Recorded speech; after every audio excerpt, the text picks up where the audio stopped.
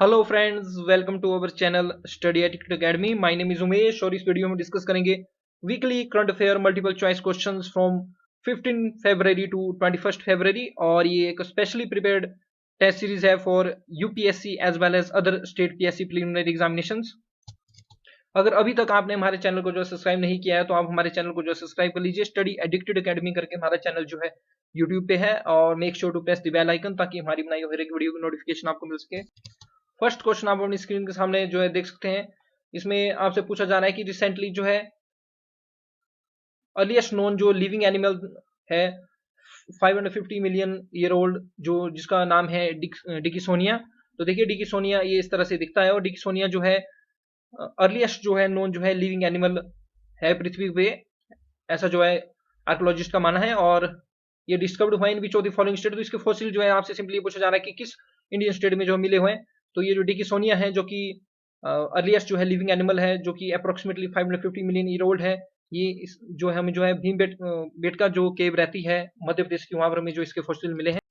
ये आप द हिंदू का जो आर्टिकल देख सकते हैं, fossil of Dickinsonia found at Bhimbetka. और भीमबेटका जो है काफी फेमस जो है केव भी हमारी रहती है मध्य प्रदेश में। तो यहाँ पर आप देखिए पढ़ सकते हैं, searches have discovered 3 fossil fuels of the earliest known living animal 550 million year old Dickinsonia on the roof of Bhimbetka rock shelters about 40 kilometre from Bhopal. ये जो है लोकेट रहती है। ये इस तरह से जो इसके जो है फॉसिल जो है यहाँ भीमबेटका जो केव है मध्य प्रदेश में, यहाँ पर जो ये मिले हैं। और भीमबेटका में जो भीमबेटका जो केव्स हैं, वहां पर जो ऑडिटोरियम जो केव्स हैं, जो कि फर्स्ट ऑफ सच केव्स हैं भीमबेटका में, जो कि एक यूनेस्को वर्ल्ड हेरिटेज साइट भी है। यहाँ पर जो इसके जो अवशेष जो मिले हैं, और ये ग्राउंड से जो है 3.5 मीटर अबव ये जो लोकेटेड है। So make sure to remember, important question में जाता है, ध्यान रखना। डिकिसोनिया जो अर्लीस्ट नोन एनिमल है अर्थ के ऊपर, और इसके जो अवशेष हैं जो फॉसिल्स हैं, ये जो है भीमबेटका की जो ऑडिटोरियम जो केव है वहां पर ये मिले हैं। नेक्स्ट क्वेश्चन आप अपनी स्क्रीन के सामने देख सकते हैं। इसमें आपसे पूछा जा रहा है कि रिसेंटली हाल ही में जो एक्सरसाइज थी नेम्ड जिदार उल हदीद। तो ये नाम आपने जाना है जिदार उल हदीद। ये जो है देखिए न्यूज में काफी ज्यादा थी। तो ये जो है किस कंट्री को जो बिलोंग करती है, आपसे सिंपली ये क्वेश्चन पूछा जा रहा है, और ये आपके ऑप्शन। तो ध्यान रखिए, ये जो है पाकिस्तान के द्वारा ये जो है एक्सरसाइज जो है कंडक्ट की गई है, आर्मी एक्सरसाइज कंडक्ट की गई है इन दी थार डेजर्ट। ये जो आप द हिंदू का जो आर्टिकल देख सकते हैं, Pakistan army conducts exercise in the Thar desert. और थार डेजर्ट आपने ध्यान रखना, ये जो इंडिया और पाकिस्तान के बीच में जो है लोकेटेड है। इंडिया से पाकिस्तान तक ये फैला हुआ है, और लार्ज पोर्शन आपको इसको जो है राजस्थान में आपको देखने को मिलेगा।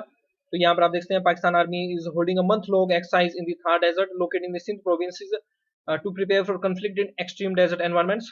और इसका नाम है जिदार उल हदीद।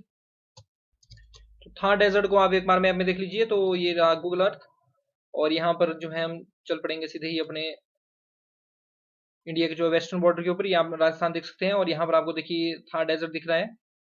तो इस तरह से जब मैं इसके ऊपर जो है कर्सर को ले जाता हूं, तो इस तरह से इसका आपको रीजन जो है देखने को मिलेगा। इस तरह से ये राजस्थान से होते हुए देखिए कुछ एक पोर्शन इसमें हरियाणा का, पंजाब का भी इसमें कुछ पोर्शन आएगा, और इस तरह से पाकिस्तान तक ये जो है फैला हुआ है। और सबसे बड़ा डेजर्ट ये हमारे इंडिया में देखने को मिलता है। इसके बाद देखिए, अगर वेस्टर्न घाट्स का देखिए आपने नाम सुना होगा, इससे पहले यूपीएससी पूछ चुकी है कि वेस्टर्न घाट जो कितनी स्टेट्स को कवर करता है। तो यहाँ पर अगर इस तरह से देखें तो गुजरात का पोर्शन, फिर महाराष्ट्र, महाराष्ट्र के बाद गोवा, फिर कर्नाटका, उसके बाद केरला और तमिलनाडु, 6 स्टेट्स को जो है वेस्टर्न घाट्स आपका कवर करता है। और अगर हम इसी तरह से जो है ईस्टर्न घाट्स के पोर्शन को इस तरह से अगर देखें, तो यहाँ पर आप देखते हैं उड़ीसा, उड़ीसा के बाद यहाँ पर हमें देखने को मिलेगा छत्तीसगढ़। इवन छत्तीसगढ़ को भी जो है ईस्टर्न घाट्स हमारे कवर करते हैं। उसके बाद यहाँ पर आपको तेलंगाना, आंध्र प्रदेश, उसके बाद आपको जो है तमिलनाडु, तमिलनाडु के साथ यहाँ पर इस तरह से ये थोड़ा सा पोर्शन जो है कर्नाटका का जो है ईस्टर्न घाट्स इस तरह से कवर करते हैं। हिमालयाज को भी आप एक बार जो है इस तरह से देख लीजिए गूगल अर्थ में। तो ये रहे हिमालयाज। तो देखिए यहाँ से जम्मू एंड कश्मीर से होते हुए हिमाचल, उत्तराखंड, नेपाल, नेपाल के बाद यहाँ पर देखिए सिक्किम, सिक्किम के नीचे थोड़ा सा वेस्ट बंगाल को कवर करेंगे। उसके बाद भूटान, भूटान के बाद यहाँ पर इस तरह से अरुणाचल प्रदेश, आसाम, इस तरह से इन सब स्टेट्स को ये जो कवर करेंगे दी हिमालयाज। नेक्स्ट क्वेश्चन देखिए, काफी इजी क्वेश्चन आपसे पूछा जा रहा है। इसमें आपसे सिंपली ये पूछा जा रहा है कि इनमें से कौन कौन से जो द्वीप हैं, जो आइलैंड्स हैं, वो अंडमान और निकोबार यूनिटेड में। आपको पता होना चाहिए कि अंडमान और निकोबार जो यूटी है, एक स्ट्रेटेजिक हमारी एक यूटी है, स्ट्रेटेजिक लोकेशन के हिसाब से ये बहुत ही इंपॉर्टेंट हमारी एक टेरिटरी है इंडिया की। और 10 डिग्री चैनल जो है, रिमेंबर कर लेना इस बात को, 10 डिग्री चैनल जो है अंडमान आइलैंड्स को जो है निकोबार आइलैंड से जो सेपरेट करता है। तो ये जितने भी हो गए, ये नेताजी सुभाष चंद्र आइलैंड्स हो गया, स्वराजद्वीप आइलैंड और नॉर्थ सेंट्रल आइलैंड, ये सारे के सारे आपको जो अंडमान और निकोबार आइलैंड देखने को मिलेंगे। तो राइट आंसर हो जाएगा D, all of the above. और नॉर्थ सेंटलीज आइलैंड्स में हमें जो है सेंटलीज जो ट्राइब भी देखने को मिलती है। देखिए न्यूज में क्यों थे, देखिए द हिंदू में देखिए न्यूज आई, जो लेदर बैग जो टर्टल है, इस तरह आप देखते हैं काफी बड़े ये टर्टल होते हैं, one of the largest turtles on earth. इनकी जो है नेस्टिंग साइट जो है खतरे में है, जिस तरह से जो है अंडमान में जो डेवलपमेंट प्रोजेक्ट चले हुए इस रिलेटेड जो है ये जो है न्यूज आई हुई थी। और इसमें देखिए national marine Tribune action plan की बात की गई है, जो कि ministry of environment climate change के द्वारा लॉन्च किया गया था। इसमें देखिए आप देख सकते हैं जो गाइड जो लेदरबैक टर्टल है, इसके बारे में देखिए आपको इन्फॉर्मेशन दी गई है। ये जो लेदरबैक ये जो टर्टल्स हैं ये फाउंड होते हैं ऑल ओशन, सारे के सारे जितने भी महासागर हैं वहां पर आपको ये देखने को मिलेंगे, एक्सेप्ट, लेकिन इसमें कुछ एक्सेप्शन है, आर्टिक और अंटार्कटिक ओशन में आपको जो है लेदरबैक टर्टल्स देखने को नहीं मिलेंगे। तो पहली जानकारी आपको जो द हिंदू न्यूज से मिली वो ये मिली कि ये जो लेदरबैक ये जो टर्टल है ये आपको सभी ओशंस में मिलेंगे, आर्टिक और अंटार्कटिका को छोड़ के। और यहाँ पर देखिए बताया भी गया कि इंडियन ओशन में ये जो है सिर्फ और सिर्फ नेस्टिंग करेंगे इंडोनेशिया में, श्रीलंका में और अंडमान निकोबार में। और ये जो है लिस्टेड है under the schedule first of the wildlife protection act 1972। और एक बात और आप ध्यान रखना, नेशनल मरीन जो टर्टल एक्शन प्लान है टर्टल्स को प्रोटेक्ट करने के लिए, ये 1 फरवरी 2021 को जो है लॉन्च किया गया था। और जो गैलेथिया बे वाइल्ड लाइफ सेंचुरी, ये भी आपको जो है अंडमान निकोबार आइलैंड्स में जो देखने को मिलेगी। ये देखिए इस तरह से आप जो अंडमान और निकोबार का जो है मैप जो है अपनी स्क्रीन के सामने जो देख सकते हैं। तो अंडमान के ऊपर रहेगा कोको आइलैंड। देखिए जो अंडमान जो आइलैंड्स हैं और निकोबार जो आइलैंड्स हैं, ये आप अपनी स्क्रीन के सामने देख रहे हैं। तो ये रहे नीचे निकोबार आइलैंड्स और ये रहे ऊपर आपके अंडमान आइलैंड्स। तो इनको सेपरेट कर रही है 10 डिग्री चैनल। तो फर्स्ट जो बहुत इंपॉर्टेंट चीज है वो ये है कि 10 डिग्री चैनल जो है अंडमान आइलैंड्स को जो है निकोबार आइलैंड से सेपरेट करती है, अलग करती है। ये जो अंडमान ये जो आइलैंड है, ये north Andaman, middle Andaman, south Andaman और लिटिल अंडमान, इस तरह से डिवाइडेड है। आपको एग्जामिनेशन में नॉर्थ टू साउथ भी इनको अरेंज करने के लिए आ सकता है। तो आपको पता होना चाहिए सबसे ऊपर होगा नॉर्थ, फिर मिडल, फिर साउथ, फिर लिटिल अंडमान। और इसमें जो आप देखते हैं इंटरव्यू आइलैंड्स आपको यहाँ पर देखने को मिलेंगे, नेताजी सुभाष चंद्र बोस आइलैंड या रोज आइलैंड्स आपको यहाँ पर देखने को मिलेंगे, स्वराज द्वीप है, हेवलॉक आइलैंड देखने को मिलेंगे, शादीद द्वीप आइलैंड्स यहाँ पर है, रुटलैंड आइलैंड्स आपको यहाँ पर देखने को मिलेंगे। उसके बाद हम कार निकोबार की बात करें तो ये जो सॉरी निकोबार आइलैंड्स है, इसमें सबसे ऊपर आपको देखने को मिलेगा कार निकोबार, उसके बाद ग्रेट निकोबार और ग्रेट सॉरी सबसे ऊपर होगा कार निकोबार, उसके बाद जो है लिटिल निकोबार और उसके बाद ग्रेट निकोबार, सबसे ऊपर रहेगा यहाँ पर कार निकोबार। और यहाँ पर जो है छावरा islands, कैमोटा islands, Katchal islands, नैनचौरी islands और इंदिरा पॉइंट जो कि साउथ वेस्ट पॉइंट है हमारे कंट्री का, ये भी आपको यहीं जो देखने को मिलेगा।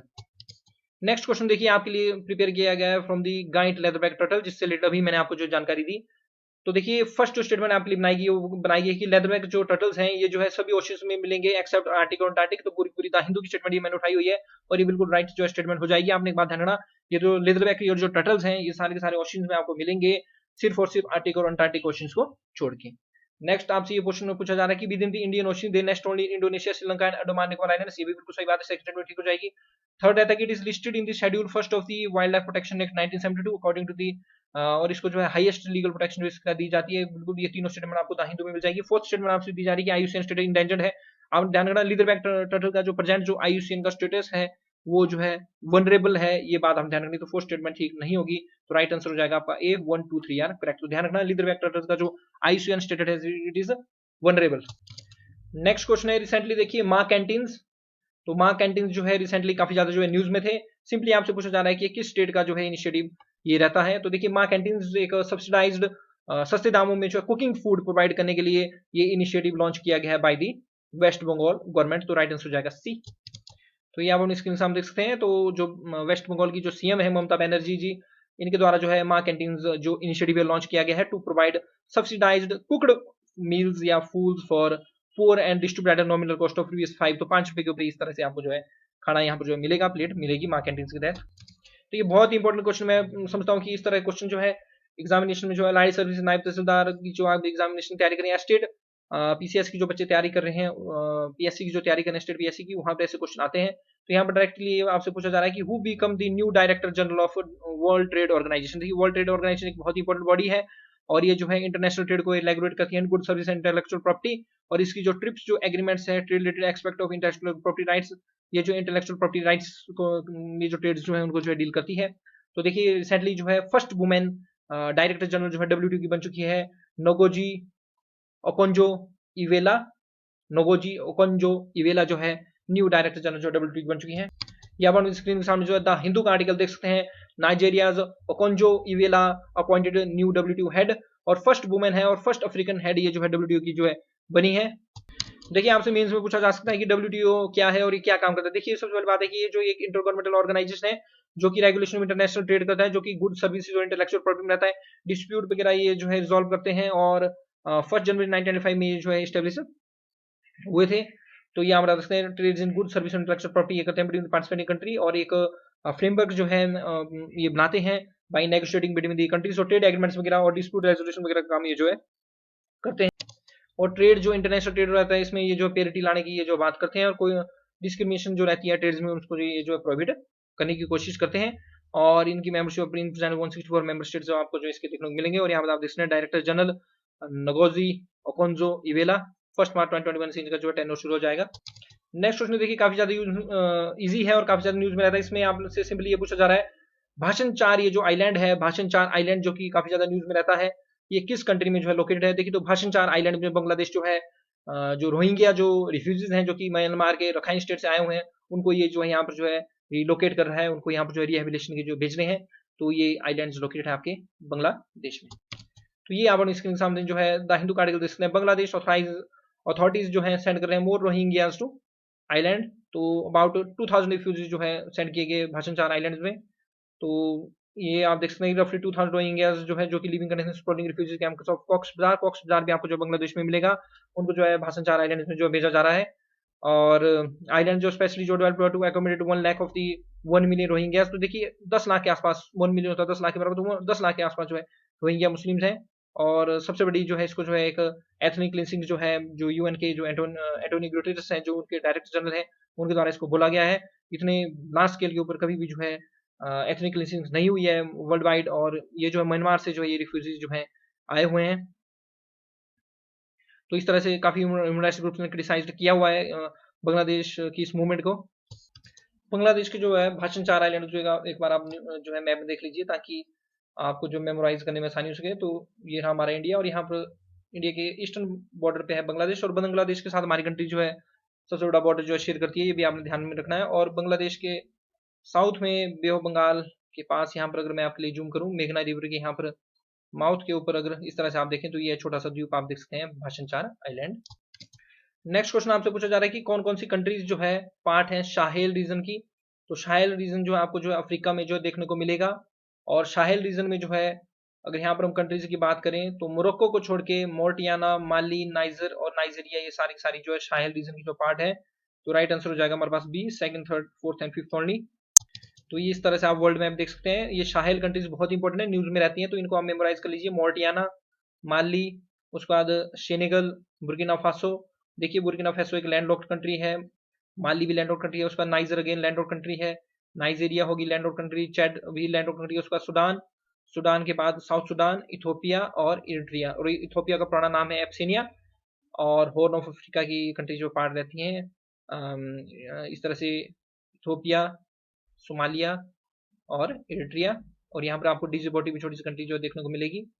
तो ये सारी सारी कंट्री जो है साहेल रीजन की जो है ये पार्ट आपको जो देखने को मिलेगी। उसके बाद साथ साथ सेंट्रल अफ्रीकन रिपब्लिक, ये भी एक लैंडलॉक्ड कंट्री आपको देखने को मिलेगी। साहेल रीजन न्यूज में इसलिए था क्योंकि फ्रांस के जो प्रेसिडेंट है इमैनुअल मैक्रोन जी, इन्होंने बोला कि कोई भी इमीडिएट प्लान नहीं है आर्मी प्रेजेंस को साहेल से खत्म करने की। तो इनकी जो है इंस्टेबिलिटी के कारण जो है फ्रांस की मिलिट्री भी आपको जो है साहेल रीजन में जो है देखने को मिलेगी। इसके साथ देखिए एक इंपॉर्टेंट जो है अलायंस आपको देखने को मिलेगी G5S। एग्जामिनेशन में कुछ भी पूछा जा सकता है आपसे, तो आपको बताऊं G5S जो है इसको बोलते हैं group of 5 of Sahel region. तो इसमें आएगी आपको बुर्किना फासो, चैड, माली, मोर्टियाना और नाइजर। ये जो है कि सिक्योरिटी अलायंस है, हेडक्वार्टर इसके जो है नकाचूट मोर्टियाना में देखने को मिलेंगे।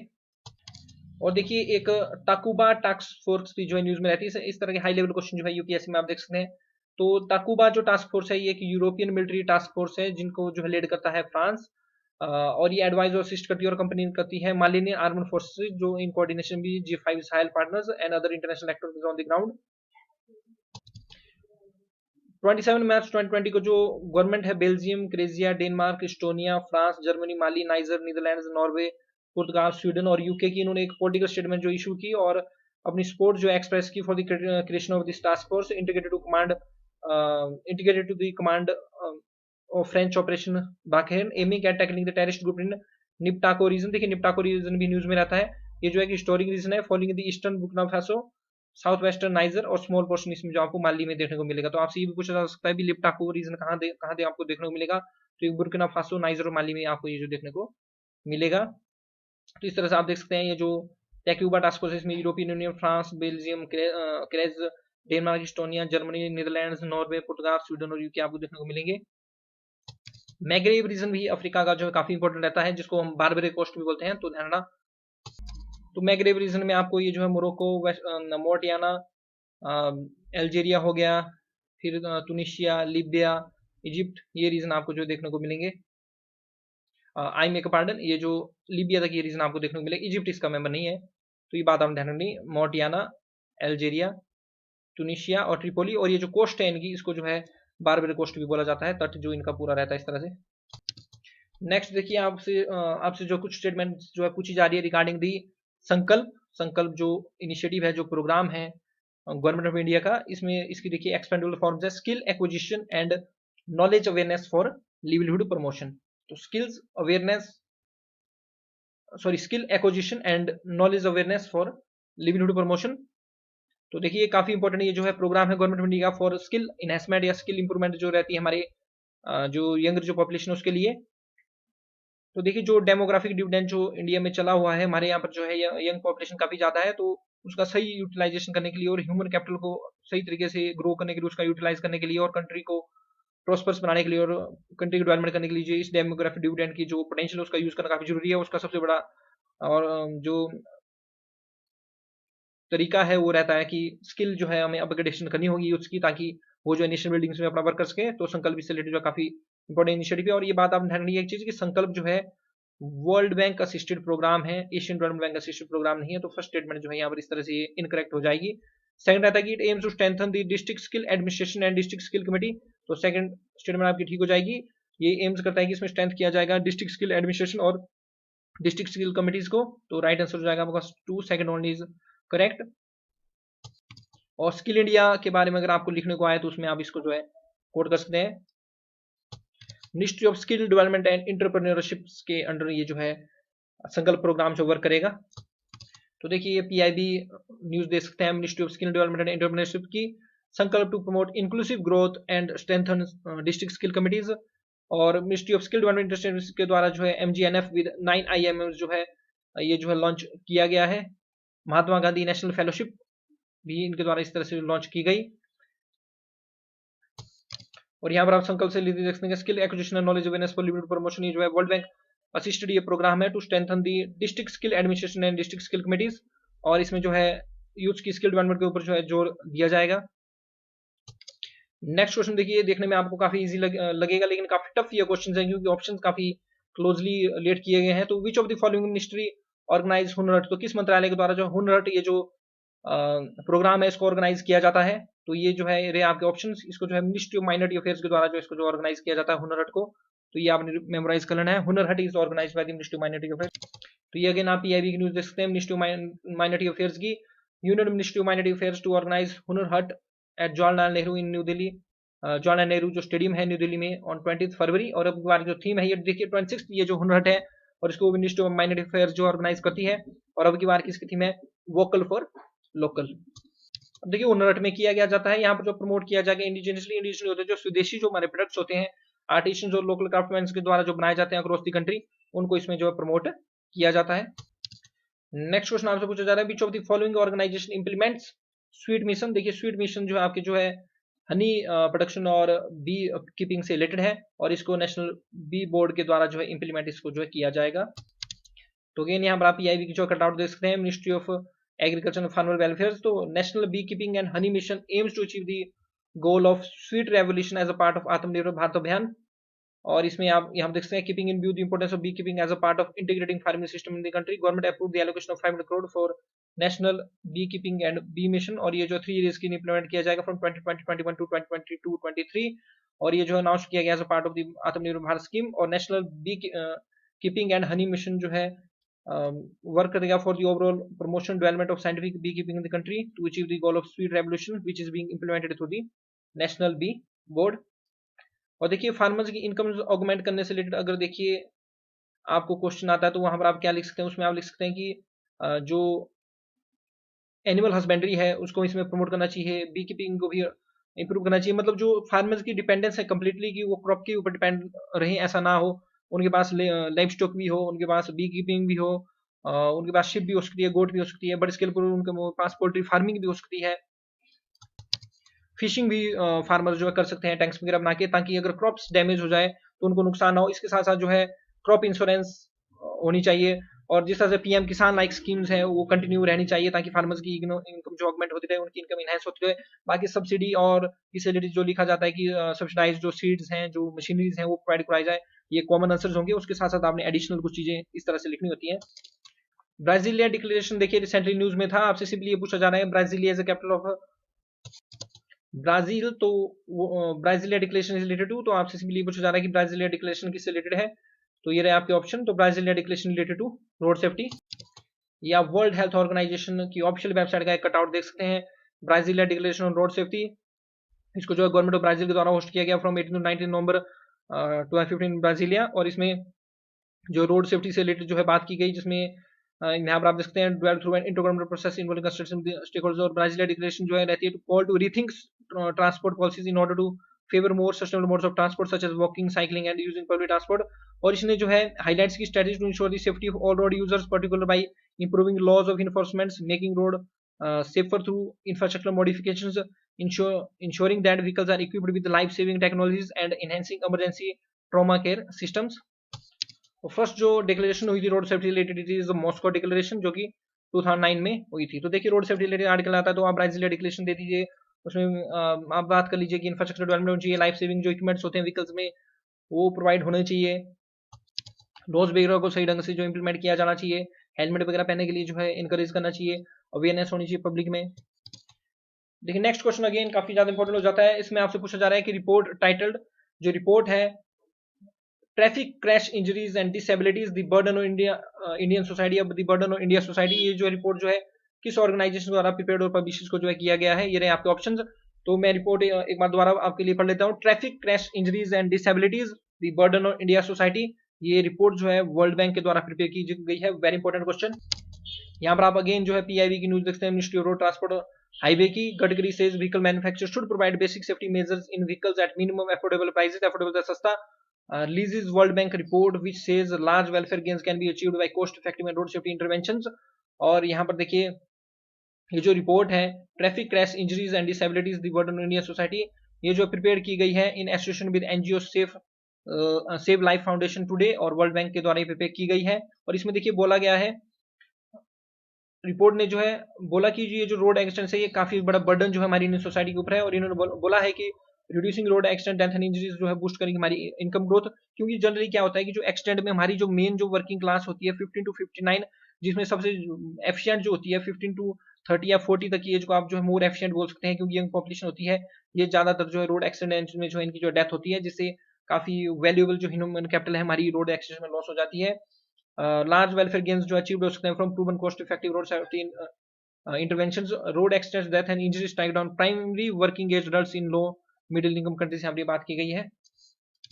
और वर्ल्ड बैंक के बारे में तो आपको पता ही है, ये एक इंटरनेशनल फाइनेंशियल इंस्टीट्यूशन है जो कि लोन्स और ग्रांट्स प्रोवाइड करता है to the low and middle income countries for the purpose of capital projects. और IBRD international bank for reconstruction and development और इंटरनेशनल डेवलपमेंट एसोसिएशन जो है इसकी जो पार्ट रहते हैं, और it is also part of world bank group, और इसके 189 कंट्रीज आपको मेंबर मिलेंगी। और जुलाई 1944 में एस्टेब्लिश हुआ था। मोटो रहता है working for world free of poverty, और हेडक्वार्टर मिलेंगे आपको Washington DC, capital of USA. और ईज ऑफ डूइंग बिजनेस और वर्ल्ड डेवलपमेंट रिपोर्ट इनके द्वारा जो है रिलीज की जाती है। नेक्स्ट क्वेश्चन अगेन देखिए लीडरबैक टर्टल से रिलेटेड फ्रेम किया गया ताकि आपका रिवीजन अगेन हो जाए। तो देखिए फर्स्ट स्टेटमेंट बोल दी जाती है, यहाँ पर बोली गई कि they are largest sea turtle species. देखिए मैंने आपको पहले ही बताया था कि ये one of the largest sea turtle species है, तो ये स्टेटमेंट जो आपकी ठीक हो जाएगी। दूसरी है कि एंडेमिक है टू इंडियन ओशन। देखिए एंडेमिक का मतलब होता है कि कोई मान लीजिए अगर यहाँ पर ये स्टेटमेंट है कि यहाँ पर बोला गया है कि they are endemic to Indian ocean, इसका मतलब ये है कि ये सिर्फ और सिर्फ जो है इंडियन ओशन में ही ये पाए जाते हैं। तो ये स्टेटमेंट अपने आप गलत हो जाएगी। ये सारे के सारे ओशन में जो है आपको मिलेंगे, हर एक ओशन में पाए जाते हैं एक्सेप्ट आर्कटिक और अंटार्कटिक। तो सेकंड स्टेटमेंट आपकी गलत हो जाएगी। थर्ड स्टेटमेंट अगेन ठीक हो जाएगी, वनरेबल है in the IUCN red list. तो first and third are correct. तो यहाँ पर आपसे पूछा गया कि करेक्ट आपने जवाब देना, तो first and third are correct, second is not correct, तो B is right answer. Next question देखिए, आपसे 15th फाइनेंस कमीशन से रिलेटेड जो है रिकमेंडेशन रिलेटेड जो है स्टेटमेंट पूछी गई है, दी गई है, और आपने देखना 15th फाइनेंस कमीशन का जो चेयरमैन है it is our NK Singh साहब, और इसमें फर्स्ट देखिए स्टेटमेंट दी गई है, it has recommended vertical devolution of 42% of the states from the centre pool of divisible taxes. देखिए 42% नहीं, ये 41 जो है 14th फाइनेंस कमीशन ने रिकमेंड की थी वर्टिकल डेवोल्यूशन। वर्टिकल डेवोल्यूशन का मतलब है कि सेंटर से कितना जो है शेयर ऑफ टैक्सेस जो है स्टेट को जाएगा। अब ये 41% जो कर दिया गया है, सेंटर जो है 41% जो टोटल टैक्सेस का जो है, यानी कि अगर 100 रुपए जो है सेंटर जो टैक्स कमा रहा है तो 41 रुपीज वो जो स्टेट को देगा, और 1% ये कम इसलिए किया गया है, और इसके लिए जो है पर टैक्स जो रीजन जो दिया गया है वो दिया गया है कि जम्मू एंड कश्मीर लद्दाख की क्रिएशन हुई है, तो 1% जो है उनकी डेवलपमेंट के लिए जो है जरूरी है, तो इस तरह से 41% ये किया गया है, तो ये बात हमने नहीं, ये 41% तो फर्स्ट स्टेटमेंट गलत हो जाएगी। सेकंड है कि it has recommended inclusion of tax and physical efforts of state charity and the horizontal distribution of products formula, ये बिल्कुल सही बात है। जो टैक्स और फिजिकल एफर्ट्स है इनको 2.5% की इन्होंने जो वेस्टेज जो है इसमें जो है दी हुई है, तो राइट आंसर इसमें हो जाएगा B, second one is correct. और देखिए हॉरिजॉन्टल डेवोल्यूशन का मतलब है, मान लीजिए ये 41 रुपीज 100 में से जो है सेंटर के स्टेट के पास चले गए, रिस्पेक्टिव जो आपकी 28 स्टेट्स हैं उनमें ये 41 रुपीज किस तरह से जो डिवाइड होंगे, इससे रिलेटेड कौन सा फॉर्मूला यूज किया जाएगा उसको बोलेंगे हम हॉरिजॉन्टल डेवोल्यूशन, मतलब रिस्पेक्टिव से जो है कि स्टेट का कितना होगा, ये उसको बोला जाता है हॉरिजॉन्टल डेवोल्यूशन। देखिए मैं आपसे पहले भी डिस्कस कर चुका हूँ कि ये जो 15th फाइनेंस कमीशन है, इन्होंने रिकमेंड किया कि स्टेट से जो डिविजिबल पूल में 41% जो है रखा जाए फॉर द 5 ईयर्स। तो देखिए जो फाइनेंस कमीशन है ये जो एक कॉन्स्टिट्यूशनल बॉडी है, quasi judicial body, article 280 of the constitution के तहत ये एस्टैब्लिश होती है प्रेजेंट द्वारा 5 साल में। वर्टिकल डेवोल्यूशन का मतलब devolution taxes of the union to the states, और इन्होंने रिकमेंडेड किया है कि वर्टिकल डेवोल्यूशन 41% इसमें होनी चाहिए, और पहले जो है 42% थी, लेकिन इन्होंने बहाना दिया, सॉरी इन्होंने रीजन दिया कि 1% जो है जम्मू एंड कश्मीर और लद्दाख का status change, Jammu and Kashmir जो स्टेट है उसका स्टेटस चेंज होने की वजह से जिसको जो बायोफिकेट किया गया 2 यूटीज लद्दाख है जम्मू एंड कश्मीर उनको दिया जाना चाहिए। और हॉरिजॉन्टल डेवोल्यूशन जिसमें एलोकेशन विद स्टेट्स में इन्होंने बात की है, तो इनमें सबसे कम वेटेज जो है टैक्स एंड फिजिकल एफर्ट्स 2.5% इसको दी हुई है। उसके बाद फॉरेस्ट एंड इकोलॉजी को 10%, उसके बाद 12.5% जो इन्होंने जो है डेमोग्राफिक परफॉर्मेंस को दी गई है, और 15% जो पॉपुलेशन और 15% एरिया, और सबसे ज्यादा दी गई है 45% को इनकम डिस्टेंस। तो देखिए मान लीजिए अगर 100 रुपए जो है गवर्नमेंट की इनकम है, उसमें से 41 रुपीज ये जो स्टेट को दिए जा रहे हैं, 28 स्टेट में किस तरह से इसको डिवाइड किया जाएगा उसको कैलकुलेट किया जाएगा इन 100 नंबर पॉइंट्स के हिसाब से। तो इसमें देखिए टैक्स और फिजिकल एफर्ट्स को 2.5 इसमें वेटेज दी गई है, एरिया को 15, और डेमोग्राफिक परफॉर्मेंस को 12.5%, फॉरेस्ट इकोलॉजी को 10, और पॉपुलेशन को भी 15, एरिया को 15, और सबसे ज्यादा इसमें इनकम डिस्टेंस। इनकम डिस्टेंस का मतलब है कि सबसे ज्यादा इनकम वाली जो स्टेट है उसे रिस्पेक्टिव स्टेट्स का मतलब कितना जो है डिफरेंस है इनकम का, उसको इनकम डिस्टेंस में बोला गया है। और देखिए जो हॉरिजॉन्टल जो डेवोल्यूशन है इसमें फाइनेंस 15th फाइनेंस कमीशन ने ये एग्री किया हुआ है कि जो सेंसस जो 2011 है, जो उसका पॉपुलेशन डाटा है वो बेटर रिप्रेजेंट करता है percentage of states to be fair to as well as abroad, इसलिए डेमोग्राफिक फ्रंट को जो है 12.5% वेटेज इसमें जो है दी गई है। इनकम डिस्टेंस जो है distance of state income from the state with the highest income.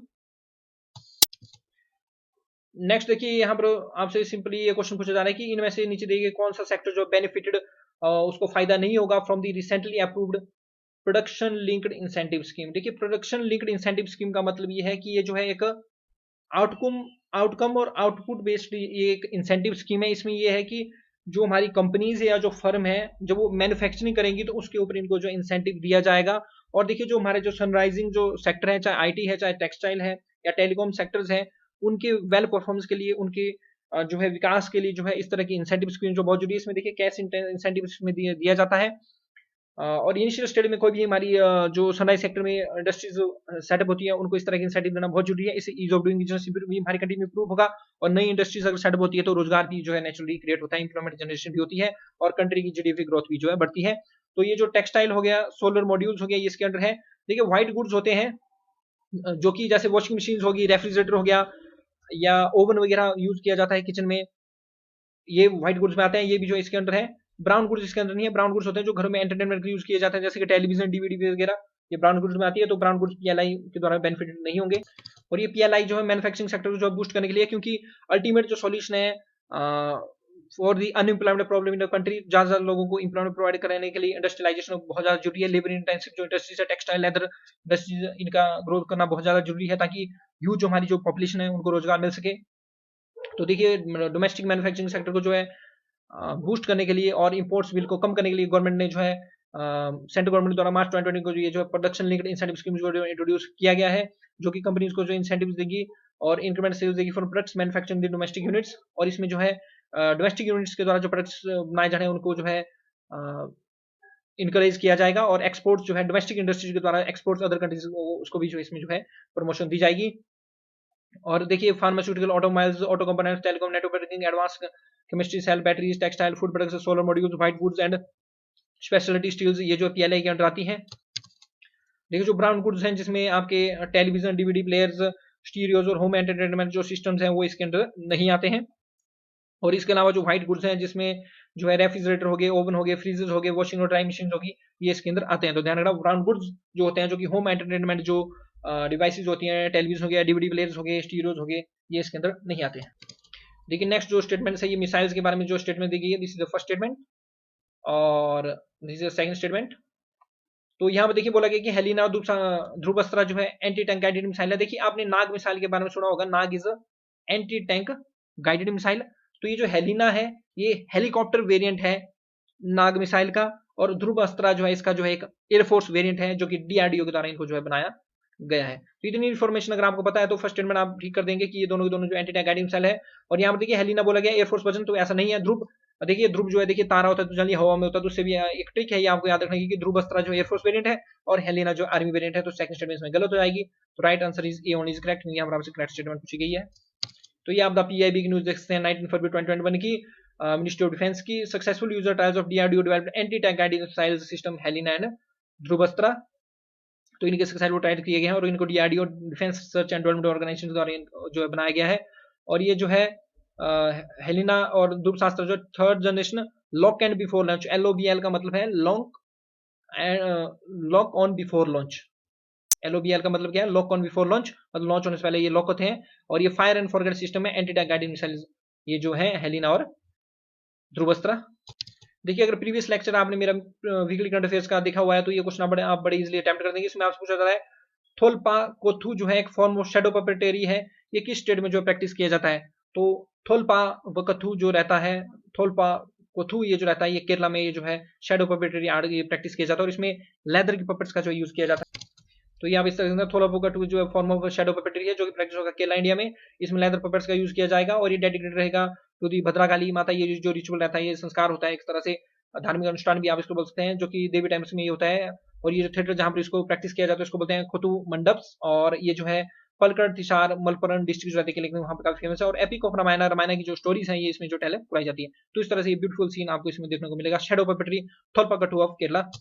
Next question again काफी ज्यादा यूज है, इसमें आपसे पूछा जा रहा है कि हागिया सोफिया और छोरा। देखिए सोफिया एक रोबोट भी है तो उसे कंफ्यूज मत करना, ये हागिया सोफिया यहाँ पर बोला गया। तो हागिया सोफिया और छोरा समटाइम्स जो है न्यूज में रहते हैं, ये किस जो है कंट्री में लोकेटेड है? तो देखिए ये जो चर्च थे इनको मॉस्क्यू में कन्वर्ट कर दिया गया है और ये जो आपके टर्की में लोकेटेड रहते हैं। और टर्की को आपको बताना चाहिए इनका मिलिट्री बेस भी सोमालिया में रहता है और इन्होंने एक स्पेस स्टेशन अपना सोमालिया में इस्टेब्लिश करने की जो बात कर दी है। तो टर्की देखिए अपने आप में काफी ज्यादा जो न्यूज में रहता है। देखिए द इंडियन एक्सप्रेस की हम न्यूज देखते हैं अगस्त 2020 की, after Hagia Sophia Turkey historic Chora church also switch to mosque. Turkey को मैप में देख लेते हैं, this is our loving India. तो यहाँ से हम वेस्ट की तरफ जाएंगे, यहाँ पर मिडिल ईस्ट कंट्रीज होती है, यहाँ पर आप देखेंगे टर्की, टर्की की कैपिटल अंकारा और इस्तांबुल एक इंपॉर्टेंट इनकी सिटी आपको देखने को मिलेगी। टर्की जो है कि सैंडविच्ड कंट्री है between the Black Sea and Mediterranean Sea. और यहाँ पर आपको मिलेगा सी ऑफ एजोब जो कि यूक्रेन और रशिया के बीच में रहेगा। और सी ऑफ ये जो एजोब है, मैं अगर आपके लिए जूम कर दूं, यहाँ पर आपको देखने को मिलेगा सी ऑफ एजोब। तो सी ऑफ एजोब और ब्लैक सी को जो है कर्च स्टेट आपकी जो है कनेक्ट करती है, ये आपको बताना चाहिए।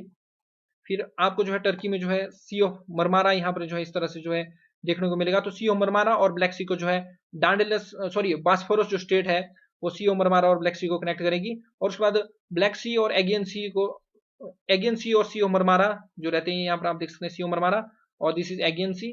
तो यहाँ पर अगर आप इस तरह से जूम करके देखें तो यहाँ पर मिलेगी आपको Dardanelles state, very important state Dardanelles state. या वो स्क्रीन के सामने देख सकते हैं जो एडेटिक जो ये जो सी है जो कि इटली के साथ आपको देखने को मिलेगा, इटली की ईस्टर्न कोस्ट के ऊपर आपको देखने को मिलेगा। तो एडेटिक सी को आयोनियन सी के साथ जो स्टेट ऑफ ओटेंटो जो है कनेक्ट करती है। ये काफी अच्छा मैप है आपने स्क्रीन पर, जैसे टर्की। तो ये रहा ब्लैक सी, तो ब्लैक सी को सी ऑफ मरमारा के साथ बास्फोरस स्टेट कनेक्ट करेगी। और ये जो सी ऑफ मरमारा जो कि टर्की के अंडर है इसको एगियन सी के साथ जो है डांडेल स्टेट जो है कनेक्ट करती है। या वे जो है देखिए बेरिंग स्ट्रेट आप देख सकते हैं, तो बेरिंग स्ट्रेट जो है रशिया और यूएसए का जो अलास्का है इनके बीच में रहेगी, तो चुक्ची सी को बेरिंग सी के साथ जो है बेरिंग स्ट्रेट कनेक्ट करेगी। स्ट्रेट ऑफ मलक्का से रिलेटेड क्वेश्चन पूछ लिया जाता है, तो स्ट्रेट ऑफ मलक्का आपके मलेशिया, इंडोनेशिया, सिंगापुर के बीच में यहाँ पर इस तरह से आपको देखने को मिलेगी। लोम्बोक स्टेट भी काफी ज्यादा न्यूज में रहते हैं, this is a Bali island of Indonesia और this is Lombok islands of Indonesia. तो यहाँ पर जो लोम्बोक जो स्टेट है वो जावा सी और इंडियन ओशन को कनेक्ट करेगी, बाली और लोम्बोक आइलैंड्स के बीच में लोकेटेड है। सुंडा स्टेट हमें देखने को मिलेगी जावा सी और इंडियन ओशन के बीच में, या इंडोनेशिया के साथ इस तरह सुंडा स्टेट। नेक्स्ट क्वेश्चन आपसे पूछा जा रहा है, तिब्बत पॉलिसी एंड सपोर्ट एक रिसेंटली न्यूज में था, तो ये किसकी पॉलिसी है? तो ये जो है आपकी यूएसए की हमें पॉलिसी जो है देखने को मिलती है। तो ये आप जो है इंडियन एक्सप्रेस का आर्टिकल देख सकते हैं 31 दिसंबर 2020 का। इसमें ये जो है इन्होंने एक्सप्लेन किया हुआ है about the US policy on Tibet, और इसमें देखिए उन्होंने बताया हुआ है the Tibet policy and support act जो रहता है, जो कि यूएस सीनेट के द्वारा पास किया गया 2020 में। देखिए इसमें देखिए मेन प्रोविजंस में बनाए गए हैं। इसमें यूएसए जो है सपोर्ट कर रहा है तिब्बत के जो दलाई लामा जो रहते हैं, जो बुद्धिस्ट जो लीडर रहते हैं, इसमें ये बोल रहे हैं कि किसी भी तरह की चाइनीज इंटरफेरेंस नहीं होनी चाहिए और ट्रेडिशनल तरीके से जो है दलाई लामा को जो है यहाँ पर जो चुना जाना चाहिए बुद्धिस्ट लोगों द्वारा, जो तिब्बतियन जो बुद्धिस्ट लोग हैं उनके द्वारा। लेकिन नेक्स्ट क्वेश्चन आपसे पूछा जा रहा है, जो ग्रेट लेक है नॉर्थ अमेरिका की फ्रॉम वेस्ट टू ईस्ट, इनको आप अरेंज कीजिए। देखिए इसके रिलेटेड जो है मेरी अपनी एक ट्रीट है, आपने याद रखना सम हीरो। ये ट्रिक है एक आपकी जो नॉर्थ अमेरिकन जो लेक्स है फ्रॉम वेस्ट टू ईस्ट, इस तरह से वेस्ट टू ईस्ट हम मूव करते हैं, this is east to west direction. तो एस से आ जाएगा हमारे पास लेक सुपीरियर, एस यू से लेक सुपीरियर, फिर एम से आ जाएगा लेक मिशिगन, एच से आ जाएगा लेक हुरोन, उसके बाद आ जाएगा लेक इरी, और उसके बाद ओ से आ जाएगा ओंटारियो। तो ये पूरा पूरा जो अरेंजमेंट है ये फ्रॉम वेस्ट टू ईस्ट है। तो राइट आंसर हमारे पास ये जाएगा first, second, third, fourth and fifth. या पर स्क्रीन के सामने जो है यूएसए और कनाडा का ये जो आप जो है मैप देख सकते हैं। तो यहाँ पर आपको सबसे बॉर्डर के ऊपर देखिए कुछ लेक्स देखने को मिलेगी। सबसे पहले लेक सुपीरियर, फिर मिशिगन, फिर हुरोन, फिर इरी, और फिर लेक ओंटारियो। और this is Ottawa capital of Canada, और this is New York located in USA. देखिए नेक्स्ट क्वेश्चन काफी इजी क्वेश्चन है, इसमें आपसे पूछा जा रहा है कि जो इंडिया एनर्जी जो आउटलुक 2021 रिपोर्ट है ये किसके द्वारा जो रिलीज की गई है। देखिए इसमें बताया गया कि इंडिया जो करंटली जो फोर्थ लार्जेस्ट जो कंज्यूमर है एनर्जी का, ऊर्जा का, आफ्टर चाइना, यूएस, ईयू, उसका इंडिया का नंबर आता है। और इसमें ये भी बोला गया है कि 2030 तक जो है इंडिया जो है थर्ड लार्जेस्ट कंज्यूमर बन जाएगा एनर्जी का, और हम ईयू को जो पीछे छोड़ देंगे। तो ये जो रिपोर्ट है इंडिया एनर्जी आउटलुक 2021 रिपोर्ट, ये इंटरनेशनल एनर्जी एजेंसी के द्वारा जो इसको जो रिलीज किया गया है। द इंडियन एक्सप्रेस का आप आर्टिकल देख सकते हैं, India to overtake EU as world third largest energy consumer by 2030 IEA. तो इसमें देखिए इंडिया एनर्जी आउटलुक 2021 जो कि आईईए की जो रिपोर्ट है इंटरनेशनल एजेंसी की, इसमें इन्होंने जो बातें जो बताई हैं। देखिए इंपॉर्टेंट जो फाइंडिंग्स है रिपोर्ट की, इसमें ये बोला गया है कि इंडिया जो presently fourth largest global energy consumer है behind China, US, European Union, और एनर्जी यूज जो है डबल हो गया सिंस 2000, और 80% डिमांड जो है स्टील हमारी कोल, ऑयल और सॉलिड बायोमास जो है पूरी हो रही है। इंडिया जो ओवरटेक कर देगा world third largest energy consumer EU by 2030 European Union को। और इंडिया की जो ऑयल डिमांड है वो जो है 74% तक जो इंक्रीज कर जाएगी to 8.7 million barrels per day up to 2040 under the existing policy scenario. जो नेचुरल गैस रिक्वायरमेंट है वो भी जो है मोर देन ट्रिपल हो जाएगी, और 201 बिलियन क्यूबिक मीटर की हो जाएगी, और कोल डिमांड भी जो है राइजिंग हो जाएगी 772 मिलियन टन तक 2040 तक। प्रेजेंटली 590 मिलियन टन जो हमारी कोल की डिमांड है, और 2040 तक इंडिया का जो पावर सिस्टम है वो बिगड़ रहेगा than European Union and world third largest हो जाएगा in terms of electricity generation. It also has 30% more installed renewable capacity than US. तो हमारी जो energy capacity renewable energy capacity installation है वो 30% तक ज्यादा हो जाएगी 2040 तक, ये इस रिपोर्ट का मानना है। उसके बाद इसमें ये भी बताया गया है कि 5-fold इंक्रीज जो पर कैपिटा कार ओनरशिप में हो जाएगी, जिससे जो ऑयल डिमांड जो हमारी जो वर्ल्ड है इसमें इंक्रीज हो जाएगी। Also it becomes the fastest growing market for the natural gas, और इंडिया जो है फास्टेस्ट ग्रोइंग मार्केट जो नेचुरल गैस के बन जाएगा, जो कि 2040 तक ट्रिपल हो जाएगी। इंडिया की देखिए कंटिन्यू जो इंडस्ट्रियलाइजेशन है making major driving force global energy economy. और ये भी फोरकास्ट किया है कि कंबाइंड जो इंपोर्ट बिल है फॉसिल फ्यूल का ट्रिपलिंग कर जाएगा on the next 2 decades. Decades का मतलब 10 साल, तो अगली 20 सालों में हमारा जो इंपोर्ट बिल है वो जो है 3 गुना बढ़ने वाला है। देखिए period to global endemic India की एनर्जी डिमांड में ये प्रोजेक्ट किया गया था 50% तक इंक्रीज करेगी 19 टू 30, लेकिन 19 टू 30 इंडिया की एनर्जी डिमांड जो 35% तक ही बढ़ी। देखिए इंडिया की जो इकोनॉमी है एक्सपेंडिंग इकोनॉमी है, पॉपुलेशन हमारी इंक्रीज कर रही है, अर्बनाइजेशन रेपिडली हो रही है, इंडस्ट्रियलाइजेशन रेपिडली हो रही है। इससे जो है इंडिया में जो और एनर्जी डिमांड हमें देखने को मिलेगी। और देखिए जैसे जैसे लोगों का स्टैंडर्ड ऑफ लिविंग इंप्रूव होता है, उनकी इनकम इंप्रूव होती है, तो नेचुरली एनर्जी कंजप्शन भी कंट्री की इंप्रूव होती है। तो एनर्जी कंजप्शन इंप्रूव होना एक अच्छा साइन है। लेकिन आपसे अगर पूछा जाए कि किस तरह से इंडिया अपनी फ्यूचर एनर्जी डिमांड्स को पूरा कर सकता है, उसमें आपने रिन्यूएबल एनर्जी सेक्टर का जरूर देना है, इंटरनेशनल सोलर लाइंस का हवाला जरूर देना है उसमें, और बोलना है कि रिन्यूएबल एनर्जी जो प्रोडक्शन है जिसमें हम सोलर एनर्जी, विंड एनर्जी और जियोथर्मल एनर्जी प्रोडक्शन के ऊपर हम जो है वेट कर रहे हैं। इसके साथ साथ हम न्यूक्लियर एनर्जी के ऊपर भी जो वर्क कर रहे हैं, और electricity generation, hydro electricity production, hydro power project जो हम जो बनाने चाहिए, इस तरह से उसमें आप भी इंफॉर्मेशन दे सकते हैं। नेक्स्ट क्वेश्चन इसमें जो आपके जो है नासा के जो मार्स जो मिशन है मार्स 2020, इसके बारे में पूछा गया है। इसका जो परसेवरेंस जो रोवर है उससे रिलेटेड पूछा गया है। तो इसमें फर्स्ट स्टेटमेंट दी गई है, has landed on the Jezero crater on Mars. बिल्कुल सही बात है, ये जो है जेज़रो क्रेटर ऑन मार्स के ऊपर इसने लैंड किया, और मार्स को हम रेड प्लैनेट भी बोलते हैं। ये जो स्टडी करेगा Mars habitability, 6 sign of past microbial life, बिल्कुल सही बात है। थर्ड रहता है कि रोवर स्पेंड करेगा ईयर इन मार्स ऑर्बिट। देखिए बिल्कुल गलत बात है, ये जो रोवर है ये डायरेक्टली गया हुआ ऐसी रही मार्स के सरफेस के ऊपर ऑर्बिट में ये नहीं गया है, तो थर्ड स्टेटमेंट अपने आप गलत हो जाएगी, तो राइट आंसर हो जाएगा फर्स्ट एंड सेकंड। बाकी जो मिशन है यूएई का होप मिशन जो है, और चाइना का ताइनवेन 1 जो मिशन है, ये जो पहले ऑर्बिट में गए हैं। तो यहाँ पर आप देख सकते हैं इसका नाम है मार्स 2020, रोवर ने परसेवरेंस है, मेन जॉब रहेगी 6 साइंस ऑफ एंशिएंट लाइफ और माइक्रोब्स वगैरह को ये तलाश ये करेंगे। लॉन्च किया गया 30 जुलाई 2020 को, और लैंडिंग की इसने 18 फरवरी 2021 को। लैंडिंग साइट है जेज़रो क्रेटर मार्स। टेक डेमोन्स्ट्रेशन इसमें दिखाई गई, इसका एक आप फाइल फोटो देख सकते हैं। और ये बिल्कुल भी और जो है ऑर्बिट नहीं करेगा, डायरेक्टली जो है ये मार्स के सरफेस के ऊपर गया गया है, जबकि यूएई का जो होप मिशन है उसमें सिर्फ और सिर्फ ऑर्बिटर है, और जो चाइना का जो ताइनवान है जिसमें रोवर भी है, ये पहले जो ऑर्बिट करेगा मार्स के, फिर रोवर को जो है लैंड करेगा। और जबकि नासा का जो स्पेस कार्ड है ये जो है ऑर्बिट में गए नहीं, ये जो है सीधे सीधे जो है direct path to surface of Mars चला गया। नेक्स्ट क्वेश्चन देखिए, आपसे क्वाड से रिलेटेड पूछा गया। तो क्वाड जो है काफी ज्यादा न्यूज में रहता है। क्वाड जो है इनफॉर्मल स्ट्रेटेजिक ग्रुप है of India, Australia, Japan and USA, और सारे के सारे ये जो कंट्रीज हैं ये जो है मेंबर है G20 की। तो फर्स्ट स्टेटमेंट ठीक हो जाएगी। और ये जो है free, open and inclusive Indo Pacific reason की बात करते हैं, और जितने भी क्वाड मेंबर्स है ये इनकी आपस इंडिया की जो है सभी क्वाड मेंबर्स के साथ 2+2 मिनिस्टर डायलॉग्स है, जिसमें जो डिफेंस और फॉरेन मिनिस्टर्स की मीटिंग हमें देखने को मिलती है। तो all the 3 statements are correct. तो देखिए जो क्वाड्रिलेटरल जो सिक्योरिटी डायलॉग है, ये देखिए इनफॉर्मली जो स्टडी फॉर्म में between US, Japan, Australia, India, और ये जो मेंटेन होता है by the semi regular summits, informal exchange and military drills between member countries.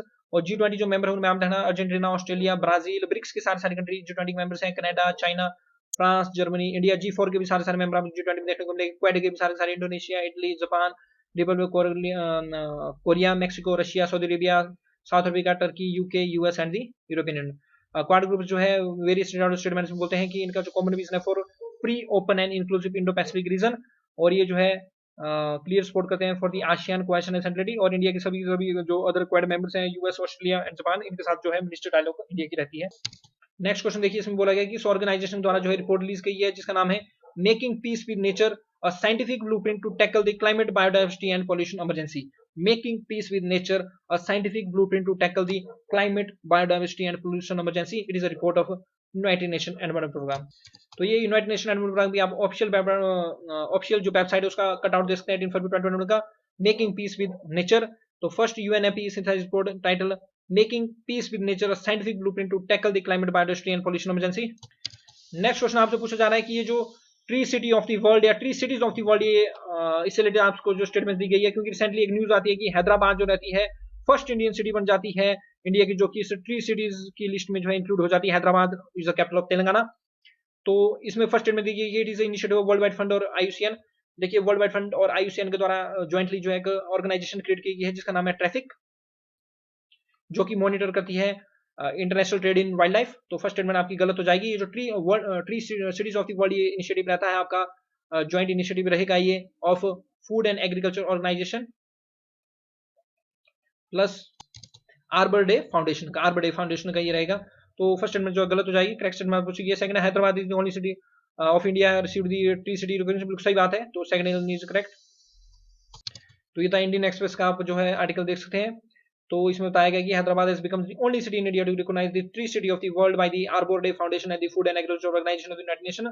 Hyderabad जो along with 119 जो सिटीज आती है अदर कंट्रीज में इसमें डाला गया। और सबसे ज्यादा जो ट्री सिटीज आपको यूएस की देखने को मिलेगी 38, उसके बाद कनाडा की 15 और यूके की 11। तो देखिए ट्री सिटीज का मतलब है कि कौन कौन सी ऐसी सिटीज इस तरह से बिल्डअप हुई है जहां पर जो अर्बन फॉरेस्ट के साथ साथ जो है जो एक बड़ी डेवलपमेंट जो है हैप्पी रिसिलिएंट जो है सिटीज की जो की गई है, हेल्दी हैप्पी और रिसिलिएंट सिटीज की डेवलपमेंट जो है अर्बन फॉरेस्ट के साथ जो कहां पर हुई है। देखिए ट्रैफिक से रिलेटेड मैंने आपको बताया, ट्रैफिक जो एक wild life trade monitoring network है और लीडिंग एक नॉर्मल ऑर्गेनाइजेशन जो कि वर्क करता है globally on the trade of wild animals plants in context of both biodiversity and development. ये फंड 1976 में as a strategic alliance of the World Wide Fund for Nature and IUCN. और इसके order आपको Cambridge UK में देखने को मिलेगा 97 में ये स्टेब्लिश हुआ है। उसके बाद अगर हम IUCN की अगर बात करते हैं तो IUCN देखिए एक इंटरनेशनल ये जो ऑर्गेनाइजेशन है जो कि वर्किंग करता है in field of natural conservation use of natural resources, और ये जो एक रेड लिस्ट भी रिलीज करते हैं 5 1948 में एस्टेब्लिश हुई है और ग्लैंड स्विट्जरलैंड में इसका हेडक्वार्टर देखने को मिलेगा। यूनाइटेड नेशन एनवायरनमेंट प्रोग्राम जो 5 जून 1972 को एस्टेब्लिश हुआ है, हेडक्वार्टर नैरोबी केन्या में देखने को मिलेगा। और ये जो है रिस्पांसिबल है for coordinating UN environment activities, assisting development countries in having environment bound policies and practices. Global Environment Outlook जो है इनकी रिपोर्ट रहती है, as well as Global Emission Gap Report जो यूनाइटेड नेशन एनवायरनमेंट प्रोग्राम की जो आपको रिपोर्ट देखने को मिलेगी। और मॉन्ट्रियल प्रोटोकॉल आपने देखना 1987 में जो साइन हुआ था, और ये जो ओजोन लेयर प्रोटेक्शन से जो रिलेटेड है। इंटर गवर्नमेंट पैनल और क्लाइमेट चेंज आपने देखना, ये जो एक इंटर गवर्नमेंट बॉडी है यूनाइटेड नेशन की जो कि dedicated to providing world and with objective of scientific information relevant to the understanding of the scientific base of the risk human induced climate change, its natural, political and economic impacts and risk and possible responses options। और 2007 का Nobel peace prize भी जो है IPCC को मिला हुआ है, headquarter Geneva Switzerland में आपको इसको देखने को मिलेंगे। और United nation framework convention on climate change की बात करें तो एक इंटरनेशनल एनवायरनमेंट ट्रीटी है जो कि एड्रेस कर दिया क्लाइमेट चेंज की, और ये जो नेगोशिएटेड साइन हुई है by the 154 members of the United nation conference on environment development, और ये जो है 9 मई 1992 को ड्राफ्ट हुई थी, साइन हो गई है 5 to 14 जून 1992 को। और प्रेजेंटली इसमें जो 197 पार्टीज आपको देखने को मिलेंगी। फूड एंड एग्रीकल्चर ऑर्गेनाइजेशन जो है स्पेशलाइजेशन है यूनाइटेड नेशंस की, जो कि वर्क करती है, leads the international efforts to defeat hunger and improve nutrition and food security. Establish हुई है 16 अक्टूबर 1945 को। हेडक्वार्टर्स आपको इसके देखने को मिलेंगे रोम इटली में। डायरेक्टर जनरल क्यू डोनजुई जो कि चाइना से है। नेक्स्ट क्वेश्चन आपसे पूछा जा रहा है कि ये जो अली आई लिंगैंग ये जो फेस्टिवल है, ये काफी ज्यादा न्यूज में रहता है, ये किस स्टेट और किस कम्युनिटी के द्वारा सेलिब्रेट किया जाता है? तो इसका राइट आंसर हो जाएगा मिशिंग जो ट्राइब रहती है असम की, इनके द्वारा इसको जो सेलिब्रेट किया जाता है। तो यहाँ पर आप जो है देख सकते हैं, ये जो अली लिलांग जो लिटरली मीन्स होता है ये शोविंग रूट्स एंड फ्रूट्स, और ये फेस्टिवल रहेगा मिशिंग कम्युनिटी जो रहती है असम की। आप AIR की जो है ट्वीट भी देख सकते हैं 24 फरवरी 2019 की। तो आपको इतना जरूर बताना चाहिए कि अली लिगांग ये जो फेस्टिवल है, ये मिशिंग जो कम्युनिटी रहती है असम की, उनके द्वारा ये सेलिब्रेट किया जाता है। नेक्स्ट देखिए आप नीति आयोग से रिलेटेड जो कुछ स्टेटमेंट आपको दी है। फर्स्ट ये स्टैट्यूटरी बॉडी है, बिल्कुल गलत बात है। ये एक एग्जीक्यूटिव बॉडी या एक ये जो एक गवर्नमेंट बॉडी है, नॉन कॉन्स्टिट्यूशनल बॉडी है, जो कि 1 जनवरी 2015 जो क्रिएट की गई है। सेकंड है कि maximum 4 members of the union council of ministers are nominated by PM as ex official member. बिल्कुल सही बात है, जो यूनियन कैबिनेट के 4 मेंबर्स मैक्सिमम जो है पीएम के द्वारा इसमें जो है नॉमिनेट किए जाते हैं एज एक्स ऑफिशियल मेंबर। और थर्ड रहता है कि चेयरपर्सन ऑफ द आयोग is appointed by the PM. देखिए आपने थोड़ा सा माइंड को स्ट्राइक करना है, नीति आयोग के चेयरमैन कौन होते हैं? खुद ब खुद पीएम होते हैं। तो पीएम खुद को कैसे अपॉइंट करेंगे? PM is the x official chairman of the NITI Aayog, जबकि जो वाइस चेयरमैन जो रहेंगे और जो चीफ एग्जीक्यूटिव ऑफिसर रहेंगे, प्रेजेंटली वाइस चेयरमैन जो है राजीव कुमार जी हैं और सीईओ अमिताभ कांत जी हैं, इनको जो अपॉइंट करते हैं पीएम। तो थर्ड स्टेटमेंट गलत हो जाएगी। तो right only is two only is correct, तो C option is right answer. तो that's the end of video friends. I hope आपको इसमें कुछ जानने को मिला होगा। अगर आप चाहते हैं कि ये सीरीज कंटिन्यू रहे तो आप हमारे चैनल को ज्यादा लाइक सब्सक्राइब करो, शेयर कीजिए, हमारी वीडियो को ज्यादा लाइक कीजिए, शेयर कीजिए, सब्सक्राइब कीजिए, और दूसरों की भी हेल्प कीजिए, because we rise by lifting others. Thanks very much. जय हिंद।